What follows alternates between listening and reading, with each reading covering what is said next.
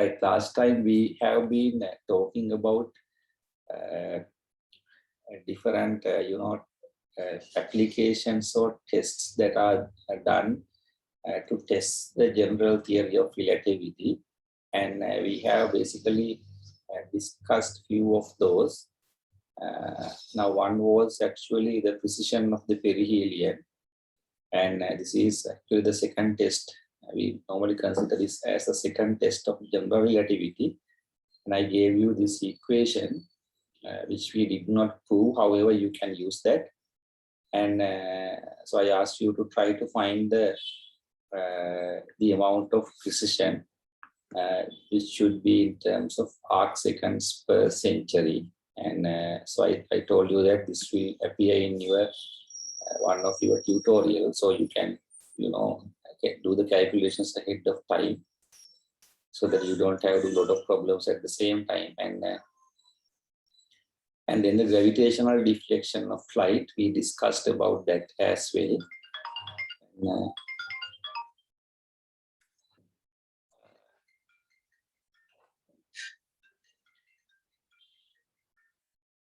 Right, and then you have to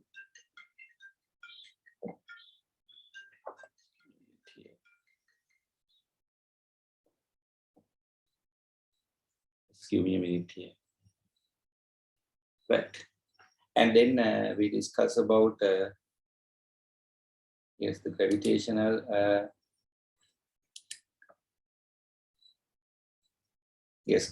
deflection of the gravitational deflection of light. We discussed that, and there was one thing that I could not discuss last time. That was about the gravitational time delay of signal passing the sun, and this is also called Shapiro time delay. So because he was the one who experimented with this, so he used a very high power radar and tested this time delay in 1964. And his idea was actually to measure the transit times of a radar signal from Earth to nearby planet and back. And if you look at this particular diagram right here, sun is right at the center, and here is the orbit of the Earth, and then you have the orbit of the one of those planets, and this planet could be Mercury or Venus, which are the two inner planets for our own Earth.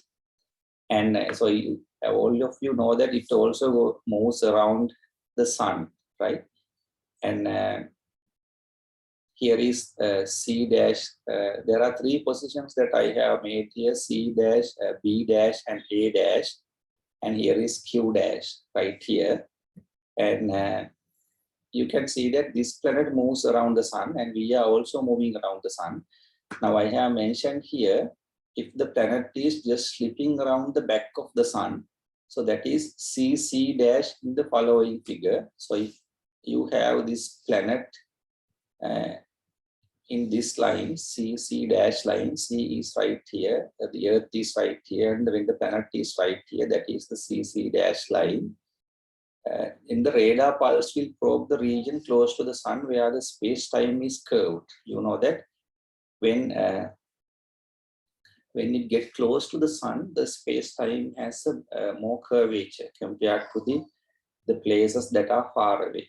Right? Because of that, when the radar pulse is passing very close to the sun, so what would we expect is it will go through this curved space-time, right? And that will make this time delay, right, compared to the other locations. So that is what we are going to test. Because, for example, if you have a situation where just like this OO dash, then it will be a different path, which is a little bit far away from the Earth, right? So the CC dash path is probably the most suitable to test this time delay, because then the radar pulse will go very close to the sun, and because of that, the pulse has to go through this curved space-time, right? So what he did was, so I have explained it here, his experiment. as the orbit of the planet is well known from the other astronomical observations, we can predict the travel time for all pulses. So that's because we already know the orbit or the path of these planets. We can easily predict the travel time for these all radar pulses for any path, right? Because we know these paths very well for the orbits. However, what we assume normally is that a flat space time. So that is the normal space time that we assume. And assuming the flat space time, we do the calculations for the travel time of for these radar pulses, right? Now, when you estimate the time, because once you know the distance, you know the speed of the radar pulse, you can calculate the travel time, right? How long or how much the time it takes for these pulses to go into this planet and come back, right? What assuming the flat space time, basically, you can do that. So once you assume the time and once you do the experiment agree with the predictions except for the pulses that go close to the sun. So that is this path CC dash. So once you assume the flat space and calculate all these times that it takes for pulses to go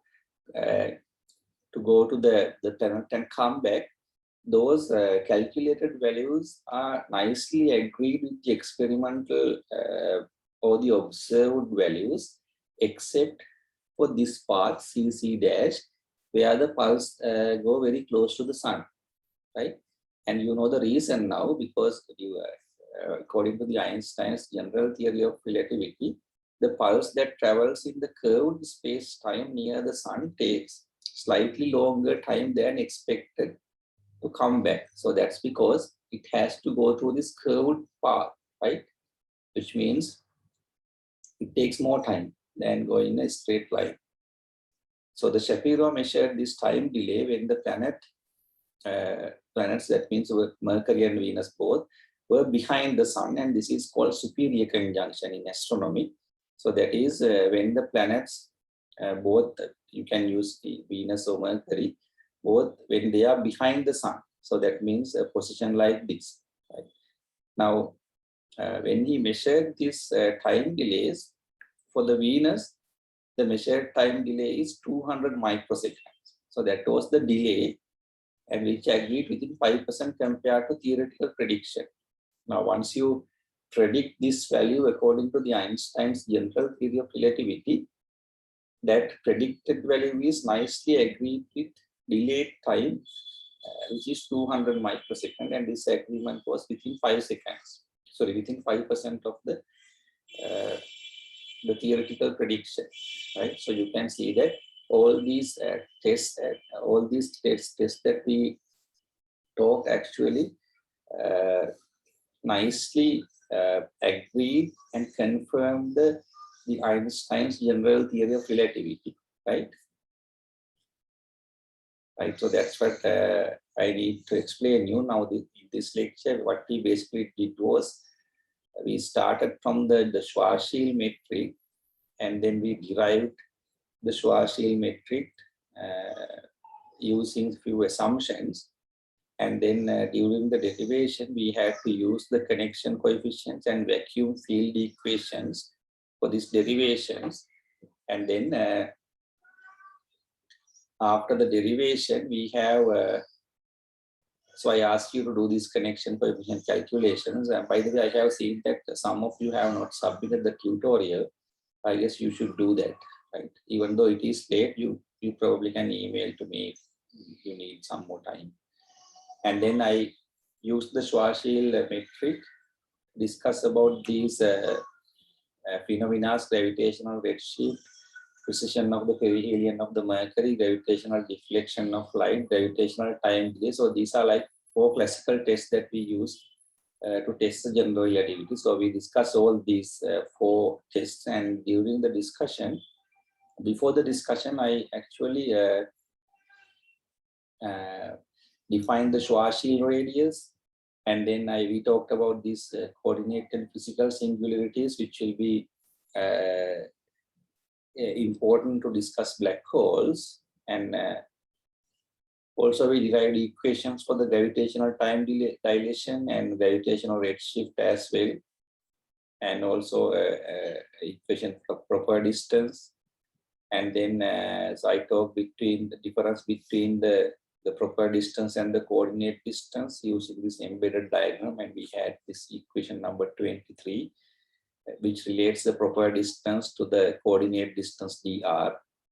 And then the last time we discussed about the geodesics in Schwarzschild space-time.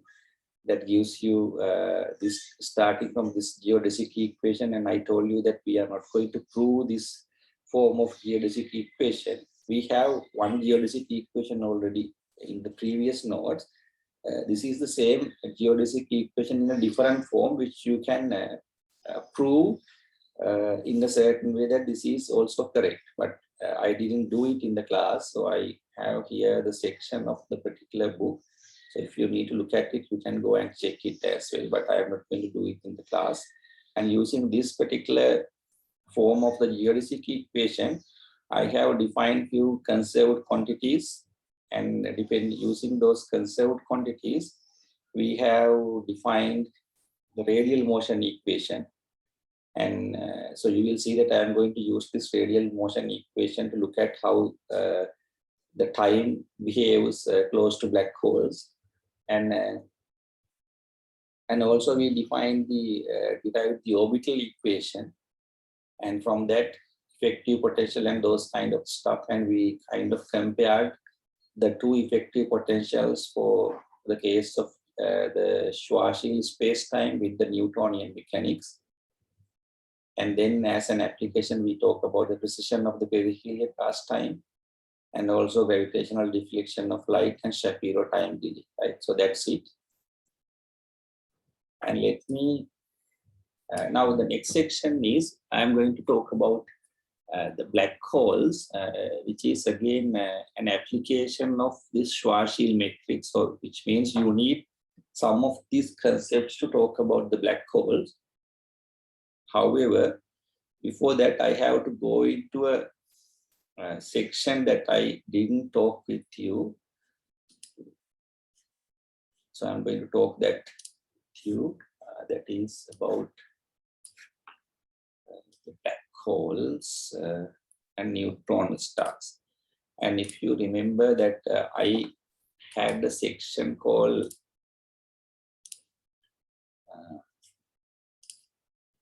let's see, properly share.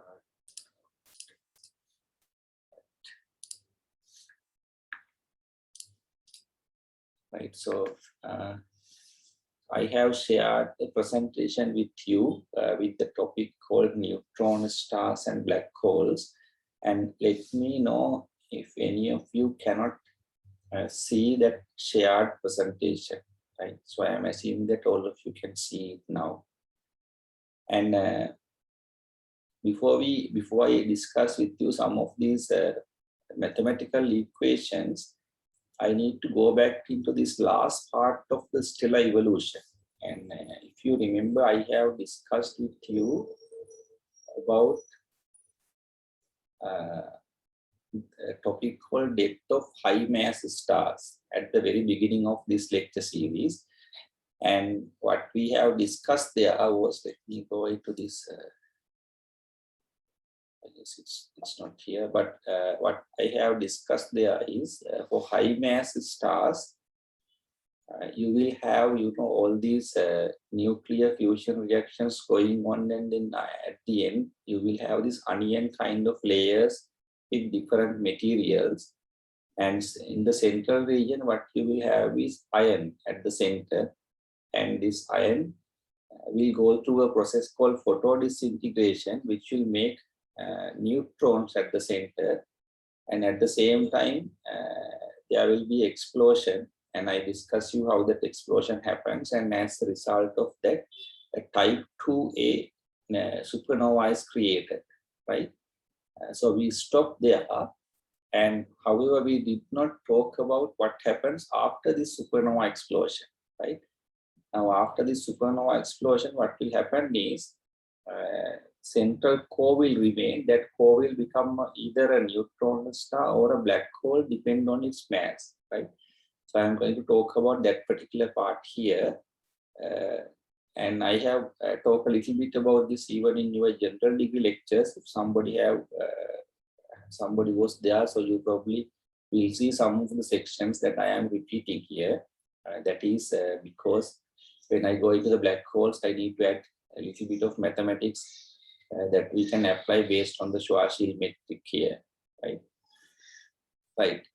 Now, so that this is what I have explained. Now, during a carbon detonation supernova, so this is the supernova that I talked for high mass stars. This is also called the entire stellar core explodes, leaving nothing behind, right? Now, this is not the supernova that I am talking here. This carbon detonation supernova is also the type 1 supernova. And this type 1 supernova or the carbon detonation supernova happens actually for low mass stars. When you have a low mass star and a stellar companion nearby having all these matter accreted to this white dwarf, if the mass of the white dwarf exceeds this Chandrasekhar limit, then there will be a explosion of the whole star, which is what we called as the carbon detonation or the type 1A supernova. And those type 1A supernova are the actually most important for us when you're measuring distances, right? So those are primary distance, one of the primary distance indicator to measuring these extragalactic distances, especially for the distances to galaxies. So what I am talking here is what happens to high mass stars. Basically, you will have a core collapse supernova or type 2 supernova for high mass stars. The difference between these two types of supernova is, number one is these high mass supernovas will happen, will occur, sorry, this type 2 supernova will occur in high mass stars. After the supernova explosion, there is a dense core that it will leave, right? So we are going to focus on this dense core after the supernova explosion. Now, what you have inside this dense core is highly compressed neutrons, right? So that are generated this process called photodisintegration, right? Now, if you can't remember some of this stuff that I am talking, please go back and check the lecture note named as depth of high mass stars, right? So this is directly connected to that part.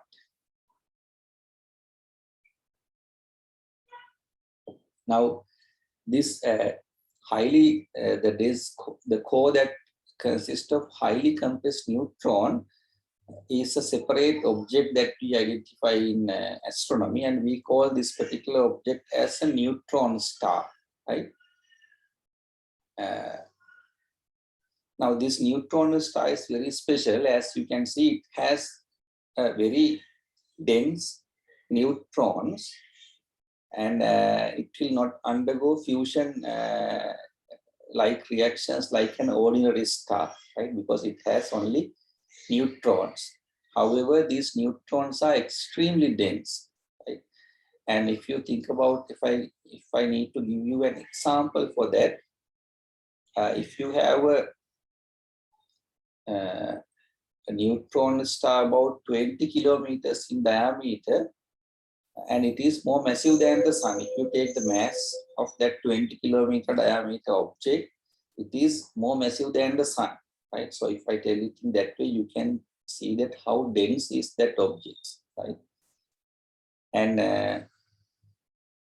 this makes them a billion times denser than the white dwarf and 10 trillion times denser than the Earth, right? You can see how dense is that object when you tell these neutron stars are 10 trillion times denser than the Earth, right? So they are very extremely dense objects, right? So let me. Yes. Now, let me go into discuss about pulsars at the same time. Now, these should be new type of objects for you in astronomy. As you know, there is a nice relation between neutron stars and pulsars actually. So that's why we are talking pulsars here. When we talk about neutron stars, we cannot avoid talking about pulsars. Now, when you look at the neutron stars, they are actually very faint. You can see that they don't go through any fusion reactions. They have only this dense neutron core, and because of that, they have become they are very faint objects, and their existence have been predicted.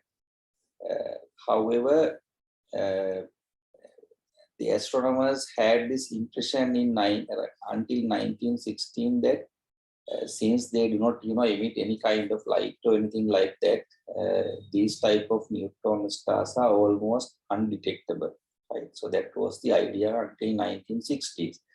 However, in 1967, astronomers who use this radio telescope, so they detect an object that was giving off rapid pulses of radio waves, right? So they didn't know that it is a neutron star, but they detect a certain object that gives off these rapid pulses of radio waves, and these pulses were very periodic. So they were detected one pulse for every 1.33737011 seconds. So you can see that you can calculate it very accurately even at that time. And these pulses each lasted for 0.01 seconds, right? So there is no connection until now about the neutron stars and these pulses. So what happens was in 1960s, from a radio telescope, astronomers have detected these objects that emit these rapid pulses, right? And this is a recording of this kind of pulsar, and you can see that there are actually pulses that occurs very regularly like this, right? And astronomers then later found that there is a connection between these pulsating objects, now which we call as pulsars, and neutron stars, right? So what they first thought, actually, the first pulsars that they discovered, they appear to be found in blank places on the sky. So which means they just observed these pulsars from radio telescopes, but they did not see any kind of objects or anything like that. However, later they found that there was a pulsar right at the heart of the Crab Nebula, right? Now, if you remember those previous lectures, the Crab Nebula is one of the supernova remnants, which is there after a supernova explosion. So, which means clearly that this Crab Nebula is what is remaining after a supernova explosion. And as I told you before, that supernova explosion happens due to these explosions in a high mass star. And because of that, you should also have a neutron star in the same region, right? And because of that, they have discovered that these pulsars are actually neutron stars, nothing else. Basically, when you detect a pulsar, so that means there should be a neutron star at that particular region of the sky, right? And the reason for that we have these pulsars whenever you have a neutron stars is these neutron stars have a very strong magnetic field, right? And this magnetic field can accelerate charged particles. And I guess all of you know about that, right? Even from your A-level physics, you have this section called electricity and magnetism, as far as I remember, which tells you that when you have charged particles moves in the magnetic field, they get accelerated, right? So the same thing happens here in neutron stars. They have a strong magnetic field, they can accelerate charged particles, right? And as a result of that, there is an emission of this radio radiation from the neutron stars. And this radio radiation is the one that we see as pulsars, right? And the reason that we see this radio radiation as pulsars, because the neutron stars rotate rapidly. So when they rotate, they emit this radio emission, and you will see those as pulsars, right? When they cross through the Earth. And as I have mentioned here, this is a consequence of the conservation of angular momentum as the original star collapsed, right? If the angular momentum is conserved, when the original star collapsed, the size of the star become very small. So that means the rotation speed should be higher, right? The angular momentum. When the moment of inertia decrease, the rotational speed should increase. So that's how you get these very rapid pulses, right? And probably this diagram very nicely explains how these pulsars occur from a neutron star. And here is a neutron star right here. As I have explained you, there is the magnetic field, which is drawn here from the red color. And you can see here is the axis of rotation for the neutron star. So when the neutron star rotate like this, what will happen is when the charged particles will accelerate, and then they will emit these beams of radio radiation that you see in the conic shape here. And when this radiation sweeps through the Earth, so that means when it goes through, Earth is right here, when it goes through the Earth, and if you have a radio telescope observing these pulses, you will detect those, right? So that's what happens, right? And this is actually a model of a pulsar.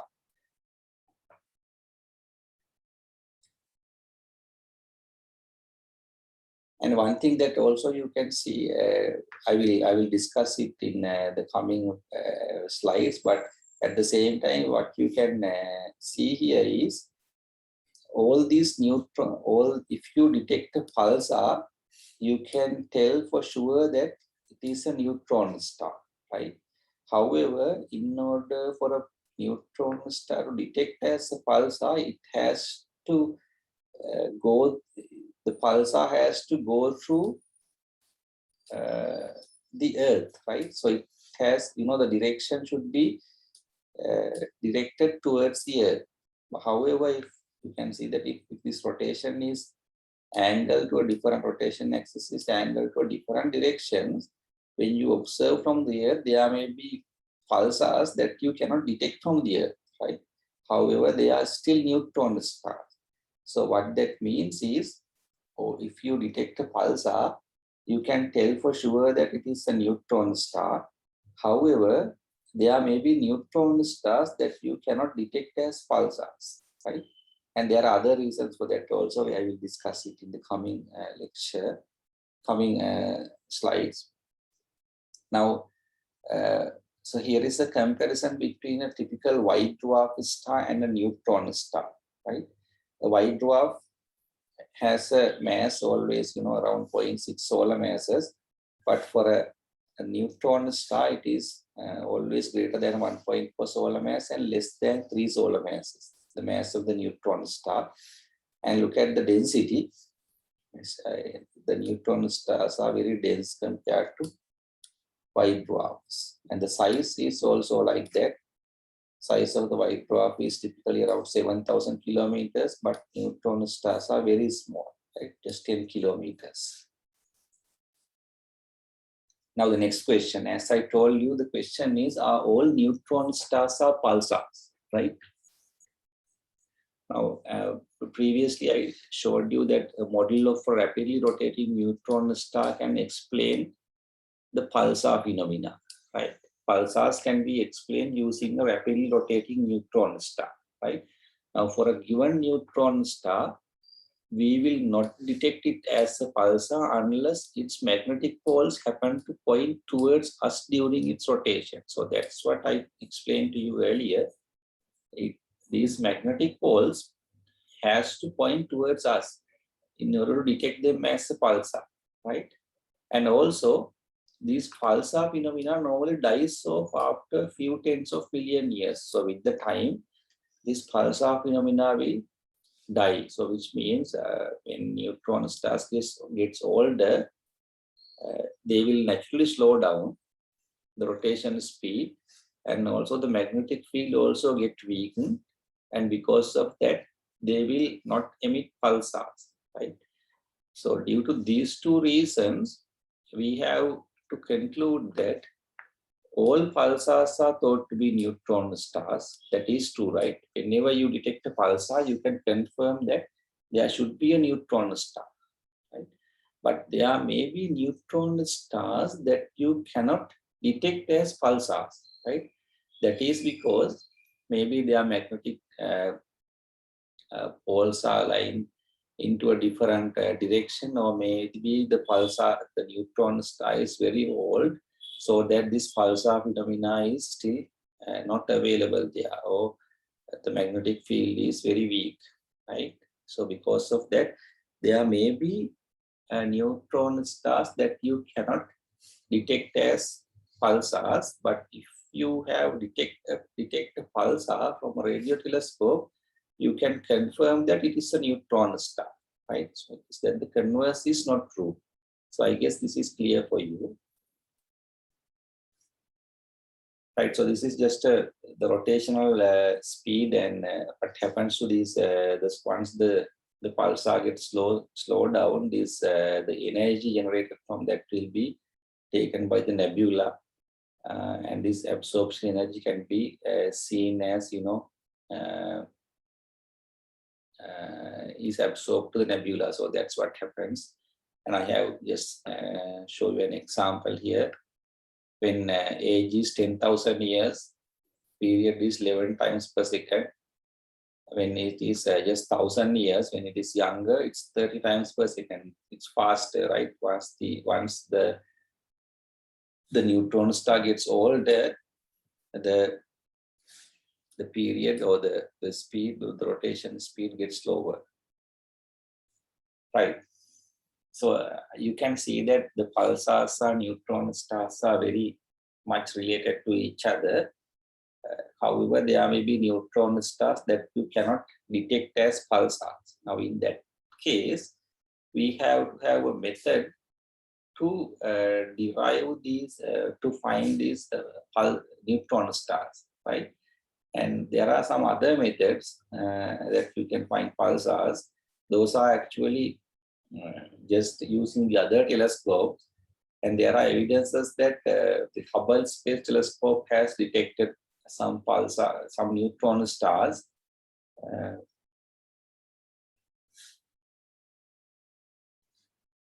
And there will be other ways of detecting neutron stars.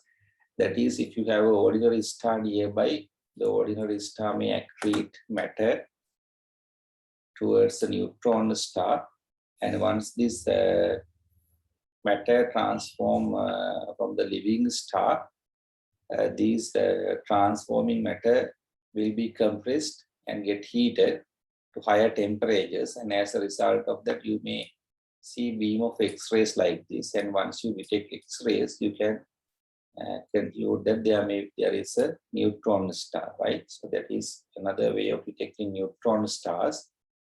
And also this pulsar phenomena is seen at other wavelengths. So I am not going to explain each and every slide for you. Hopefully you can just check some of these photographs, and there are two slides. One slide about the gamma ray burst. So that is just to get brief knowledge for you.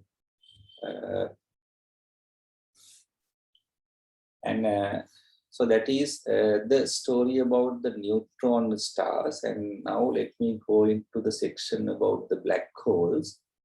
And before I start this section, anybody have any questions up to here about neutron stars?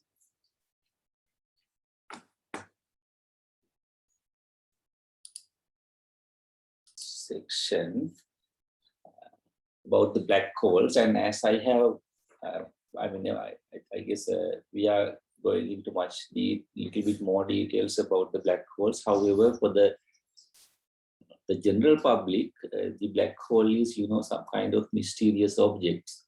But for astronomers, we are looking at these objects in a completely different way. Now, this black hole is, seems the stuff of science fictions and those kind of things in films and everywhere. And for example, the films like Interstellar, if you have looked, anybody have watched the films, so there are some, actually this is also based on, a black hole and story behind that. And but the truth about the black hole is that they are actually more stranger than a fiction, right? And you will see when you learn about the black holes. And so when we continue our voyage into the universe, we will discover that the black holes are the key to explaining many mysterious and remarkable objects, including collapsed stars and the active centers of giant galaxies. Let me show you first one of the evidences that how you detect black holes, right? Because black holes, until very recently there were no direct evidence of detection of black holes, but now we have direct evidences that there are black holes that we have observed using gravitational waves. However, before that, this is one way of detecting or looking at black holes. And here is a binary star system called Cygnus X1, right?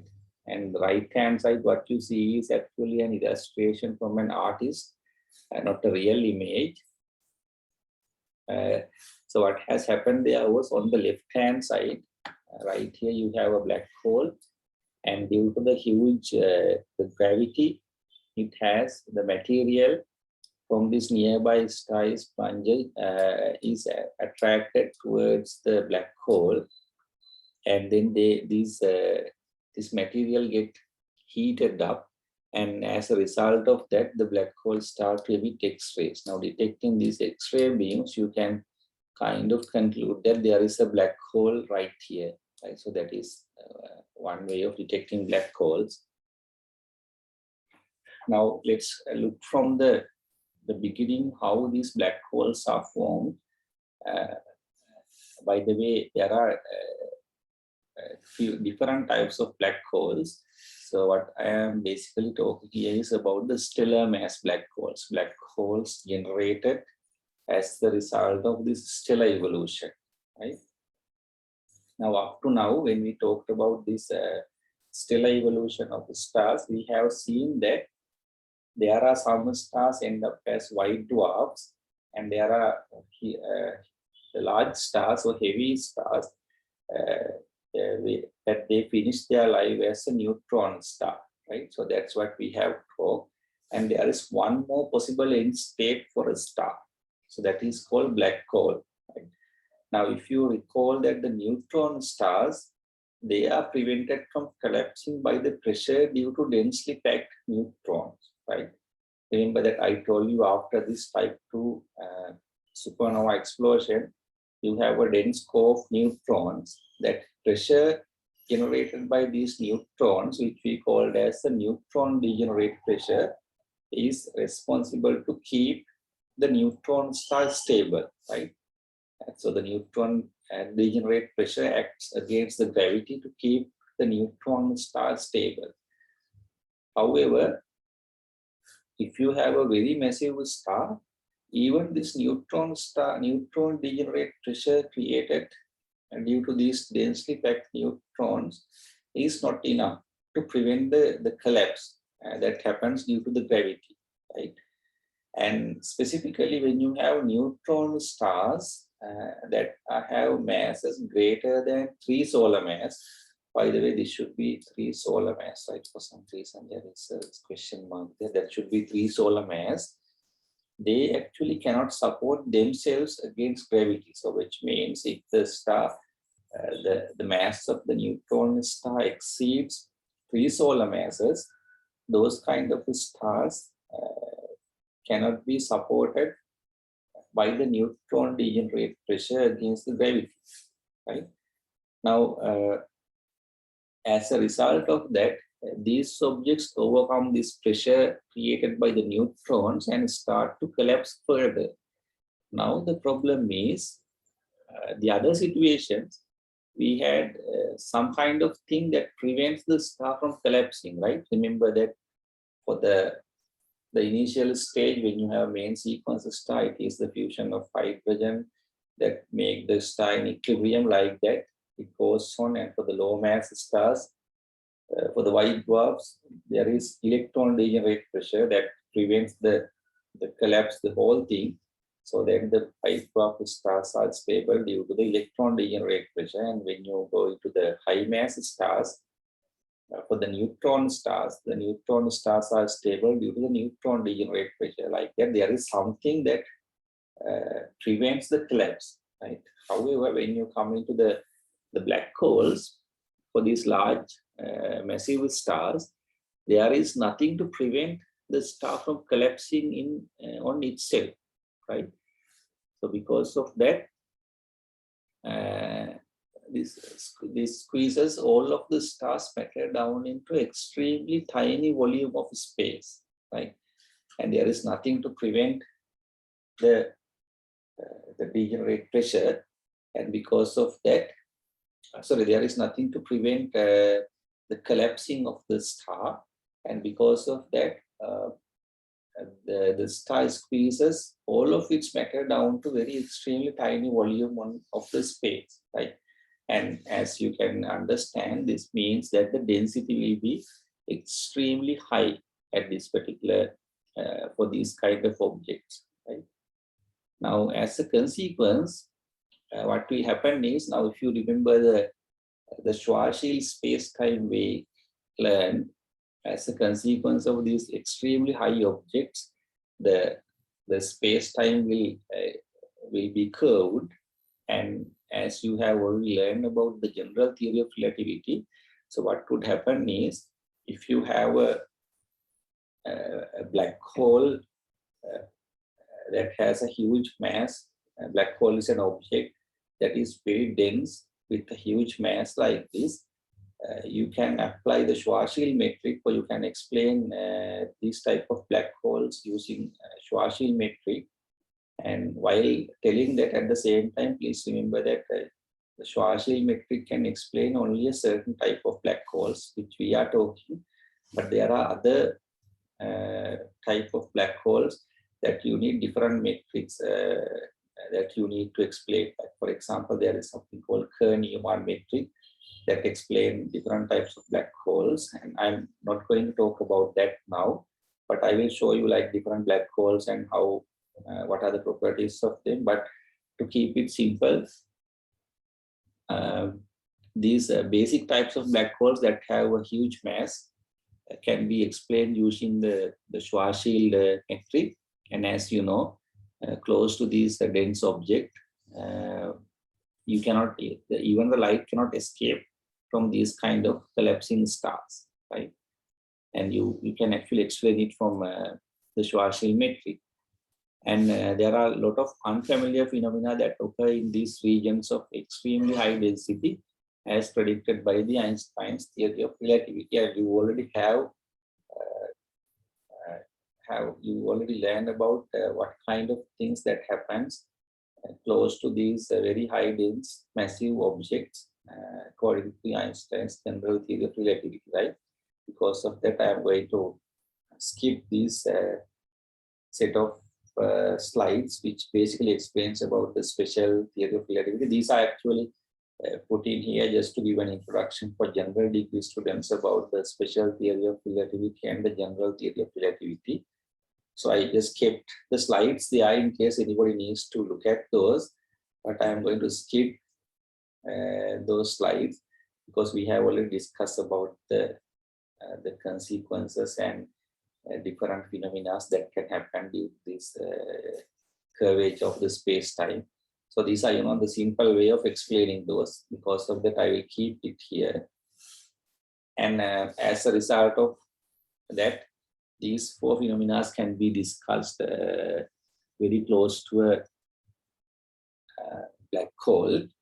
That is time dilation, gravitational redshift, event horizon, and tidal effects. And I think, in fact, three of those are very well discussed. And I will have one or two slides about the tidal effects. And time dilation, I am going to skip this as well. I will read you can actually read through the presentation. We have actually discussed about the gravitational time dilation. The same thing will happen here close to black hole, right? Something interesting here is we will actually talk about this mathematically as well. The curvature of a space near a black hole also has the effect of slowing time itself, and this is called the time dilation. And what actually will happen is, suppose you convince a friend to travel towards a black hole, bringing a giant clock with them, right? And you would notice that their clock would actually slow down relative to your time. However, your friend would not feel their time is slowing down, right? As your friend approached to the event horizon, and if you remember I guess we have discussed about the event horizon under Schwarzschild metric, right? So that is the place that mark a certain point that you have a coordinate singularity, right? Go and look at the Schwarzschild metric, you will see what that means. And as your friend approached the event horizon, you would see their time slow down more and more.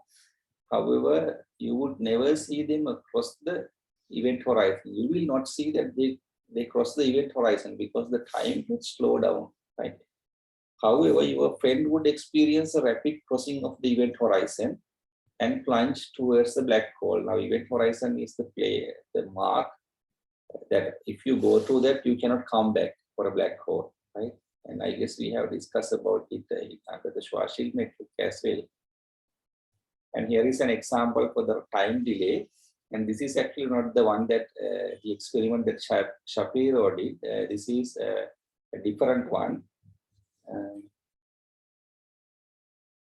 That is actually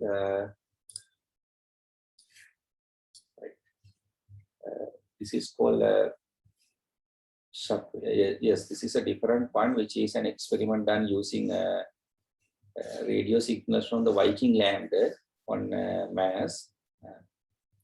And as I have mentioned here, according to the general relativity, there would be a delay because the radio wave that would be passing through the region where the time ran more slowly. The experiment was able to confirm the Einstein theory within 0.1% accuracy. And this is an experiment about the time delay, which is done after the Shapiro's experiment. And what has happened here was we have a Viking, as I have mentioned here, the radio signals from the Viking lander on Mars were delayed when they passed near the sun, where the space-time is curved relatively strongly. In this picture, space-time is pictured as a two-dimensional rubber sheet. Right? We can see that close to the sun, this light signal has to go through a curved path, right? And this curvature, due to this curvature, rather than going to a straight line like this, the time delay, the light signal or the radio signal has to go through this path, so which makes it delayed, right? And this is measured, and now we know that according to the comparison between the theory and the experiment, Einstein's theory is correct within 0.1% accuracy, right? And gravitational redshift, actually, we have discussed earlier as well under the Schwarzschild space-time. It's the similar thing right here.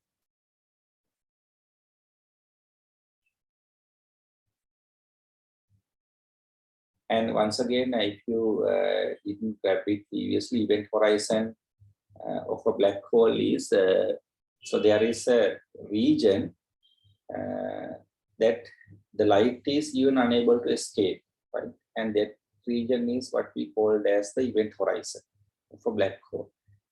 Now, the distance from the center of a black hole to its event horizon is called the Schwarzschild radius. And this is the Schwarzschild radius we define using the Schwarzschild metric, if you remember, right? It is the same thing, right? One thing to note here is this does not refer to the actual size of the black hole, since its matter has collapsed down into the center. This is actually a region that you can mark, and this the size of the Schwarzschild radius is directly proportional to the mass of the black hole. And I guess I have asked you to do two calculations here, and you did that earlier as well, so I'm not going to.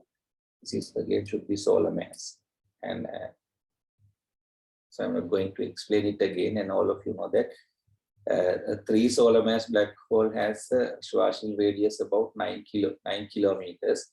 And as far as I remember, we did this calculation earlier, right? And here is the Schwarzschild radius given by this equation, and this is also came as a result of this Schwarzschild metric, right? And the other thing is actually this can also be proved using using normal physics equations as well, right? And there are two examples here for the calculating the Schwarzschild radius for the supermassive black hole that we have at the center for Milky Way, and also an object with a mass of 3,000 kilograms. So that is just to show, to figure out yourself that the Schwarzschild radius is more larger and more effective for these huge objects, not for the objects that you see in our day-to-day life, right? And here are the curvature of the paths near the sun, and the precision of the Mercury. And this has the description actually what happens, but we have already discussed these two, which are actually about results of this curvature of space-time.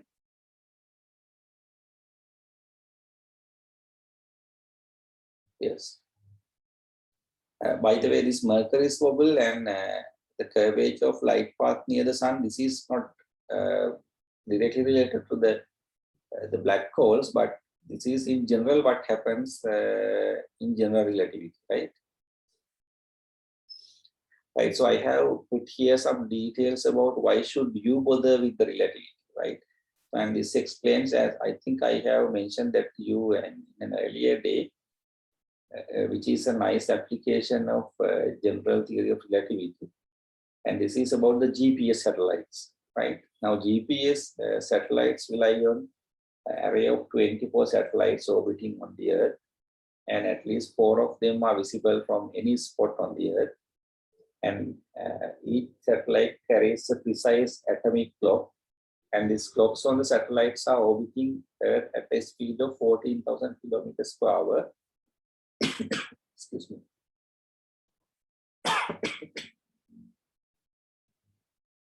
And if you apply the Einstein's theory of relativity, the clocks on the satellites are ticking more slowly than the Earth-based clocks, about 7 millionths of a second per day. Right now, this comes from the special theory of relativity. Now, if you remember the last semester, you have learned that moving clocks normally run slowly.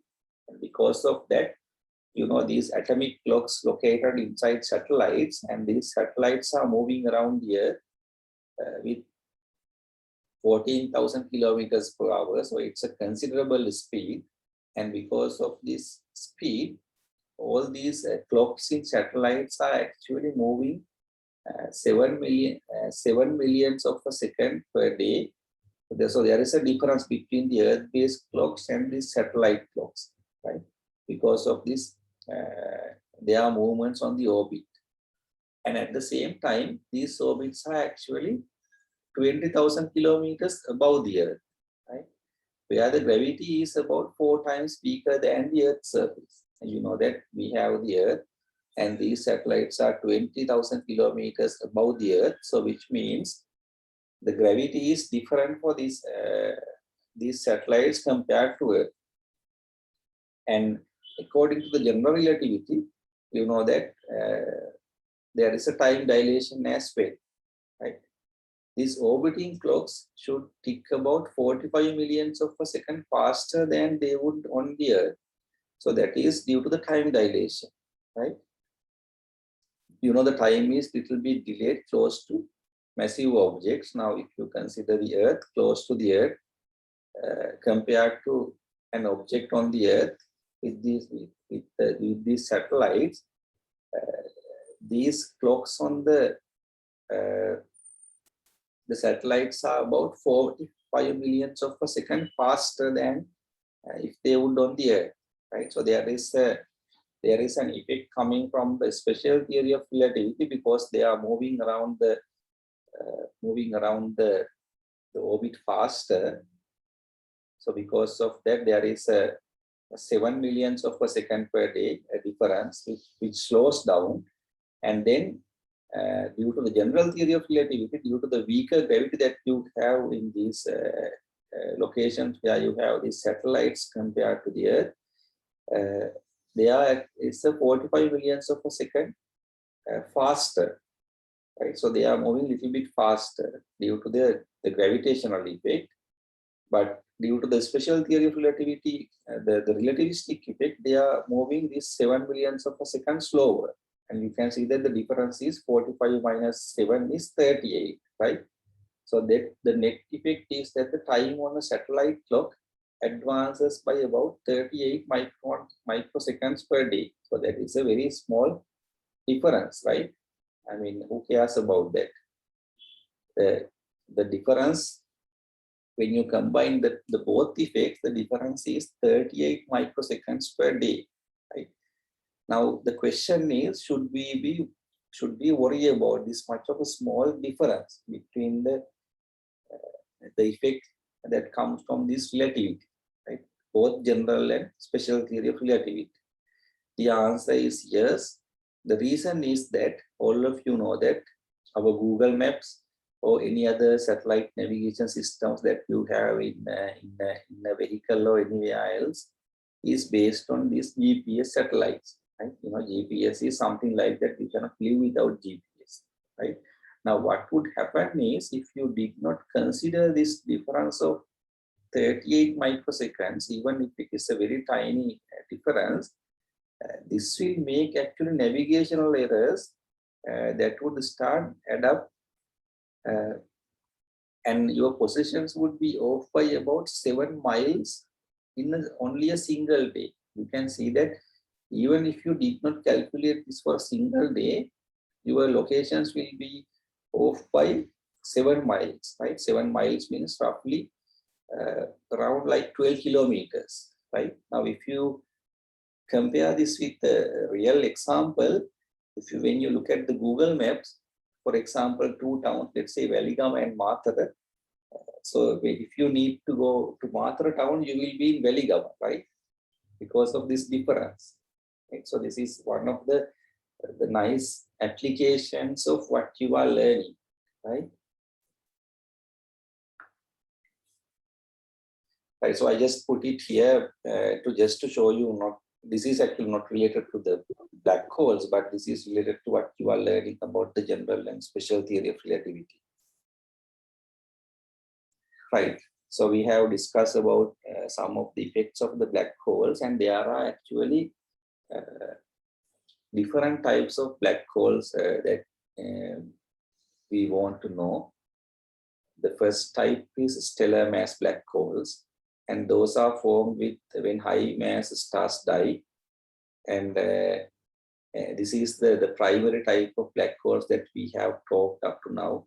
So those are the black holes that are created as a result of a death of a star, right? When you have stars for neutron stars that have mass greater than 3 solar masses, they will be converted into these stellar mass black holes, right? So these black holes are formed as a result of stellar evolution of these very high mass stars, and that is what we have talked up to now. And there is a different type of black hole called primordial black holes, and these are actually we believe that these may have formed during the early stage of the universe itself, right? So this is something that we believe primordial black holes, they may have created at very early stages of the universe when the universe start. But we have not detected any of these. The only thing is some of these may be much less massive than stars. So these are, just information that we have. And then there is another type called supermassive black holes, which can form in galaxy centers, right? And these supermassive black holes, now, for example, if you remember that when we learned about the galaxy, our own Milky Way galaxy, we have learned that there is a supermassive black hole at the center of our galaxy, right? So that is one example like that. These are called supermassive black holes because the mass of these black holes are billions of solar masses normally, and almost all the galaxies have a supermassive black hole at their center. Right? So that's what we know we know up to now. And so there is another type called intermediate mass black holes. These are actually also, we have not detected these type of black holes, but we believe that one possibility may be merge of two stellar mass black holes may create an intermediate mass black hole. So these are different types of black holes that could have. And the one thing that we did not talk is actually tidal effects that comes into play as a result of these relativistic gravitational effects. Now, if you consider the Schwarzschild radius, this is very small by astronomical standards, right? If you consider, let's say, a star that goes fairly close to a black hole, it will feel this gravitational pull from the black hole, right? Now, what would happen is the part of the star that is closest to the black hole will feel a stronger pull than the part that is further away, right? So this is due to the fact that close to a black hole, the space-time is pretty much curved compared to the other areas, and because of that, if you have a object like a star, two different parts of the star will feel two different gravitational pulls, right? Now, as a result of that, there will be an effect of stretching of the star, right?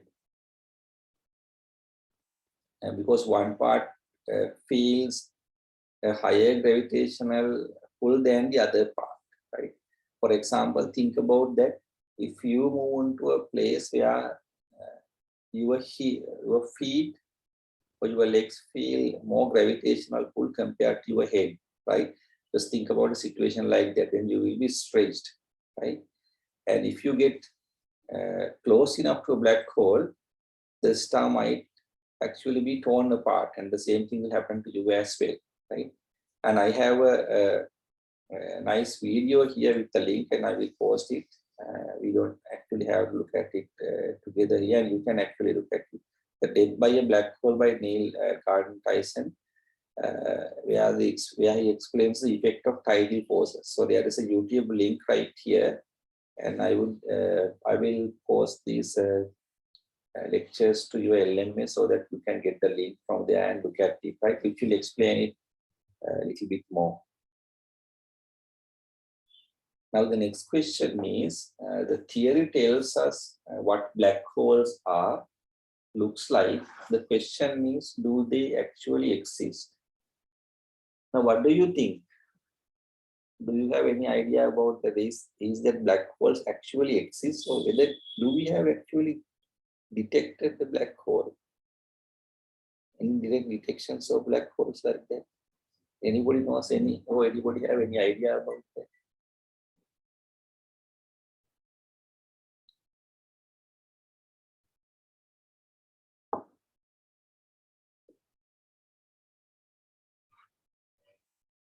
Are there any direct evidences up to now with about any detected black hole, whether we have detected a black hole or not?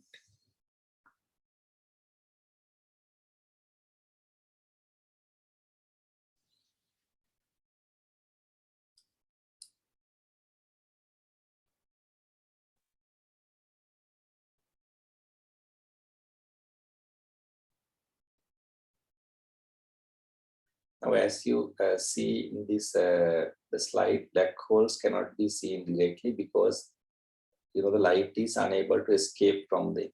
Right? There is no light. Light is not escaping from them. Right? Because of that,